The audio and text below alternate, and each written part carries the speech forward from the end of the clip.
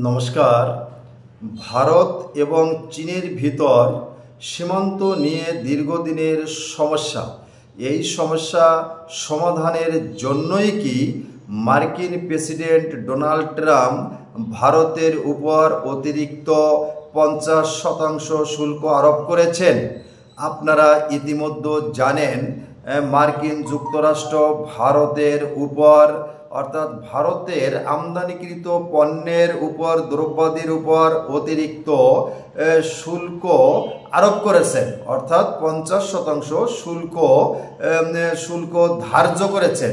আর এই শুল্ক ধার্য করার পরই চীন এবং ভারত ব্যবসা বাণিজ্যর উন্নত করার জন্য এবং নতুন নতুন চুক্তি করার জন্য এক মঞ্চে একত্রিত হয়েছেন। কয়েকদিন আগে চীনের পররাষ্ট্র মন্ত্রী ভারতে এসেছিলেন, সেখানে এসে ভারতের সঙ্গে বিভিন্ন চুক্তি করেছেন এবং বর্তমান ভারতের প্রধানমন্ত্রী তিনি চীনে রয়েছেন।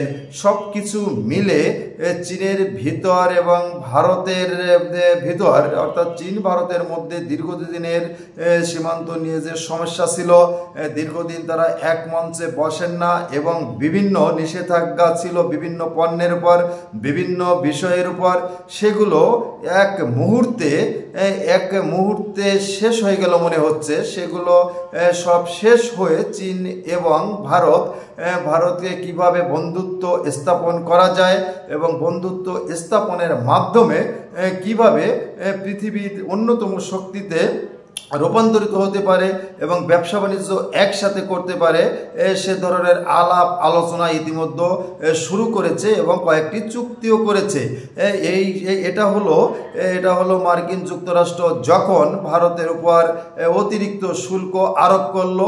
এরপরই এখন মানুষের মনে দেশে বিদেশে বিভিন্ন জায়গায় আলোচনা হচ্ছে, তাহলে ট্রাম্প কি ভারত এবং চীনের ভিতর সমস্যার সমাধানের জন্য এই শুল্ক নীতি ধার্য করলেন?